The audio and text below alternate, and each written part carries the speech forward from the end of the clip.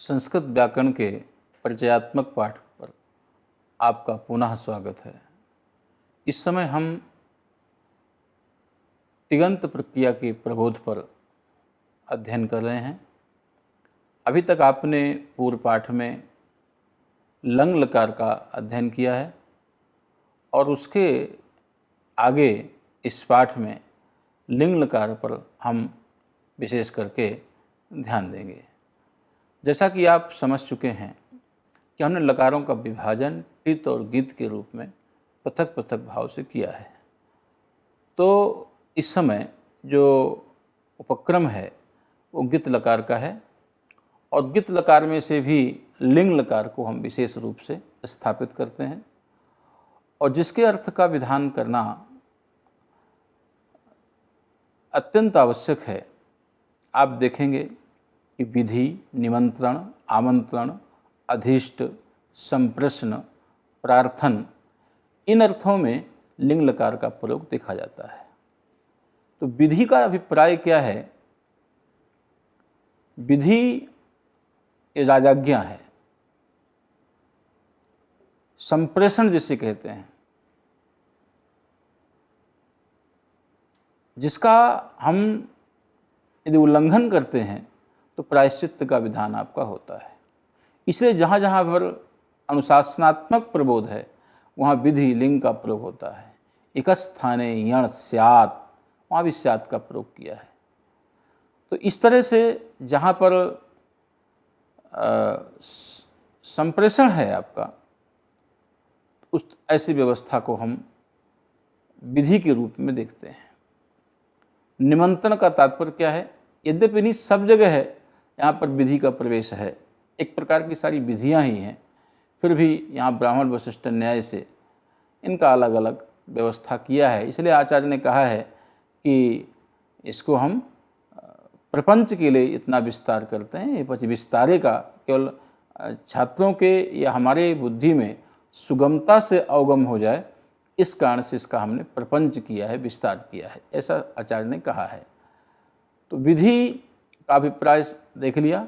निमंत्रण का तात्पर्य है नियोगकरण, अर्थात जिस क्रिया में जिस कर्ता का नियोग किया जाए, अगर उस क्रिया में उस कर्ता की उपस्थिति है तब तो उस क्रिया की सफलता मानी जाएगी। अगर उस क्रिया में उस कर्ता के अभाव में कोई दूसरा कर्ता कर्तृत्व को प्रदान करता है तो वो क्रिया सफल नहीं मानी जाएगी। इसका बहुत अच्छा उदाहरण है नियोगकरण का, कि जैसे श्राद्ध में दौहित्र का भोजन और कोई कर सकता है, लेकिन अगर दौहित्र भोजन नहीं कर सकता है तो वो श्राद्ध विधि क्या है, सफल नहीं मानी जाती है। दौहित्र का तात्पर्य क्या है कि बेटी के बेटे से है, उसका नाती से उसका तात्पर्य है। तो अर्थात उसका नियोगकरण है कि तद बिना विधि न संपद्यते, ये नियोगकरण है। आमंत्रण का तात्पर्य है कामचार। हमने आपसे अनुरोध किया, आप आएंगे तब भी घर में भोजन होगा और नहीं आएंगे तब भी भोजन की क्रिया संपन्न की जाएगी। आएंगे, आपका स्वागत है, आदर है, लेकिन यदि कदाचित आपकी अनुपस्थिति हो जा रही है तो वो अनुपस्थिति विधि का जो हमारी क्रिया है उस क्रिया के अभाव में, क्रिया की सफलता में क्या है, प्रयोजक नहीं मानी जाएगी। असफलता में उसकी प्रयोजकता हम नहीं स्वीकार करेंगे, ये विशेष करके ध्यान देना है। तो विधि, निमंत्रण, आमंत्रण, अधिष्ट का तात्पर्य क्या है कि अत्यंत जो सम्मानपूर्वक व्यापार होता है उसे अधिष्ट कहते हैं हम लोग। संप्रश्न, जहाँ किसी पर बार बार पूछा जाए उसको हम संप्रश्न की बात करते हैं। और प्रार्थना, इसका बहुत स्पष्ट अर्थ है। इन अर्थों में लिंग लकार का हम प्रयोग करते हैं। लिंग लकार के लिए कुछ कतिपय सूत्रों का विशेष विधान है। यासुट परस्मै पद इस उदात्तो गिच्च, यासुट का आगम और उसको उदात्त और गित की व्यवस्था से, और अतोयः ये भी देखते हैं आप, लोपो व्योर्बलि। और लिंग लकार के बहुवचन में, प्रथम पुरुष के बहुवचन में झेरझुस, और सामान्य जो प्रक्रिया आपकी है वो लंग लकार से भी इसका एक उपदर्शन कर सकती है। हम एक प्रयोग आपके सामने उपस्थित करते हैं। भू धातु से लिंग लकार आया। सूत्र आप देखेंगे, विधि निमंत्रण आमंत्रण अधिष्ट संप्रश्न प्रार्थनेषु लिंग। अनुबंध लोप भूला, प्रथम पुरुष के एक वचन की विवक्षा करेंगे तिप, और तिप की तिंसिस सार्वधातुकम से साधातुक संज्ञा हो जाएगी और सप का विधान हो जाएगा। कर्तृ सप सूत्र है, आपको स्मरण होगा। भू सप ती अनुबंध लोप, भू आ ती, ऐसा करिए। सबको साधातुक संज्ञा करते हुए गुण करेंगे, अवादेश करेंगे, भव ती, ऐसा प्रयोग बनेगा।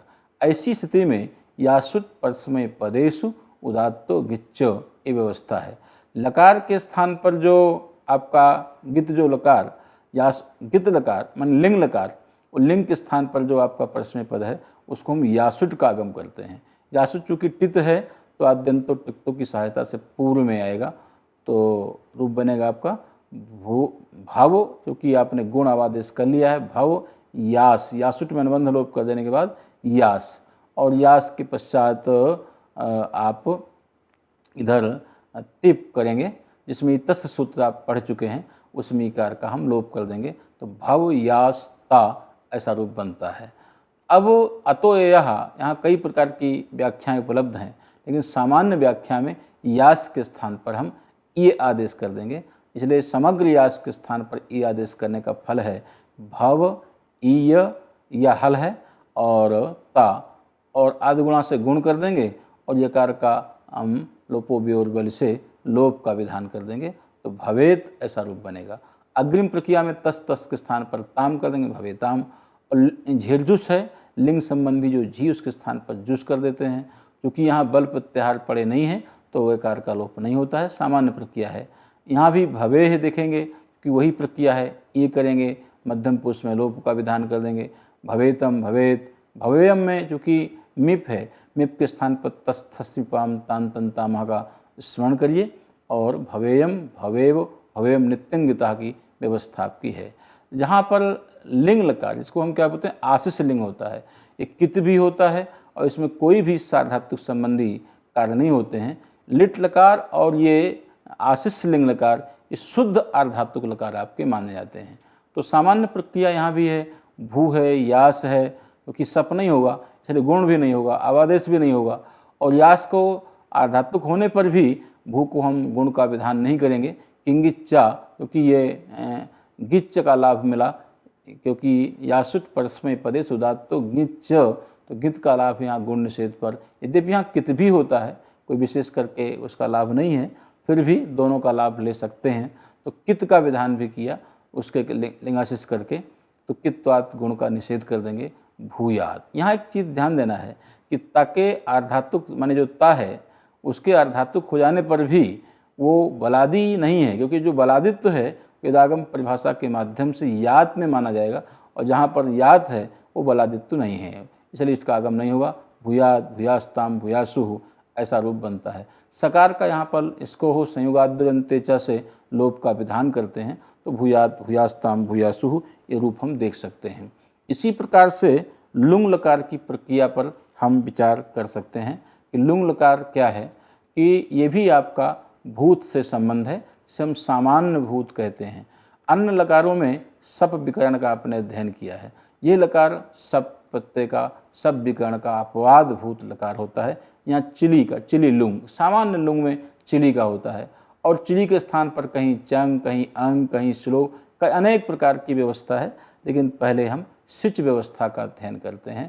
तो भू धातु लुंग लकार, लुंग लंग लंग्ष अनुदात्ता षटकागम, आ भू, और इधर क्या है ता, साधातु संज्ञा, सबकी प्राप्ति, सबको बात करके चिली, चिली के स्थान पर सिच का विधान कर देंगे, और सिच में अनुबंध लोप कर देने के बाद गातिस्था गुपाभुभ्यः परस्मै पदेषु से सिच का लोप हो जाएगा, तो अभूत ऐसा प्रयोग बनता है। क्योंकि यहाँ पर अभूत में गुण की प्राप्ति होती है, तो भू सु तिंग, भू और सु को तिंग निमित्त तक गुण का निषेध हो जाता है। अभूताम अभुवन ए रूप भू बुक लुंग लुटोह का स्मरण करेंगे, और अभूहु अभूतम अभूत अभूवम अभूम ये प्रकार की प्रक्रिया को देख लेंगे। इसी प्रकार से इसी में एक लकार आएगा लिंग लकार। ये हेतु हेतु मत भाव में क्रिया जन्य फल की प्राप्ति ना हो और हेतु हेतु मत भाव यहाँ प्रतिपन्न हो, तो ये लिंग लकार की व्यवस्था, लिंग लकार की व्यवस्था मानते हैं। यहाँ लिंग निमित्ते में जो लिंग शब्द का अर्थ है लीनम अर्थम गमयति, इस व्युत्पत्ति से वो हेतु परक है, तो निमित्त है अर्थात हेतुमत भाव है। और लिंग मन हेतु, निमित्त का तात्पर्य क्या है हेतुमत, तो हेतु हेतु मत भाव, जैसे एक बहुत बड़ा प्रकरण है, सुंदर उदाहरण है कि अच्छी वृष्टि होती तो अच्छी फसल होती, तो न तो वृष्टि हुई है न तो फसल हो रही है। ऐसी यहाँ पर माने क्रियाजन्य फल की निष्पत्ति न हो और हेतु हेतु मत भाव हो, केवल संभावना की जा रही हो, ऐसे अवस्था में इस लकार का प्रयोग होता है। सामान्य प्रक्रिया है, लृट लकार का स्मरण करिए और यहाँ पर इकार का लोप करते जाएंगे और अटकागम कर देंगे और तस्थसिपाम ताम तंता महा की प्रक्रिया का ध्यान करेंगे तो सामान्यतः रूप आपके बन जाएंगे, अभिष्यत भविष्यताम भविष्यन इत्यादि रूप बन जाएंगे। अब इसी प्रक्रिया में एद धातु का भी हम अध्ययन करते हैं जो आपके सामने स्पष्ट है, जो आत्मनेपद की प्रक्रिया का स्मरण कराती है। एधते एधेते एधंते ऐसे रूप बनते हैं। सारे सूत्र स्पष्ट रूप से आपके सामने उपस्थित हैं, इनका ज्ञान आप इसी प्रक्रिया से कर सकते हैं। इस पाठ पर हम सामान्यतः यही ज्ञान करते हैं और आपका धन्यवाद करते हैं। धन्यवाद।